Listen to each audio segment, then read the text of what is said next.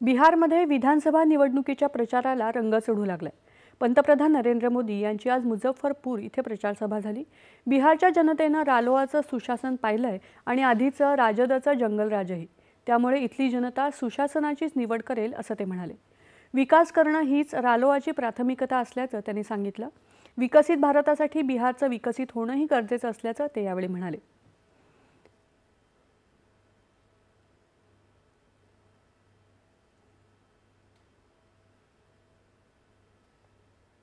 भाजपा नेते केंद्रीय गृहमंत्री अमित शहा यांची बिहारच्या लखीसराय इथे सभा झाली। लालू प्रसाद यादव यांनी जंगलराज बनवलेल्या बिहारचं रूपांतर मोदी आणि नितीश कुमार यांनी विकासाच्या पर्यायाच्या रूपात केल्याचं ते यावेळी म्हणाले। शहा यांच्या आज एकूण 4 सभा होणार आहेत।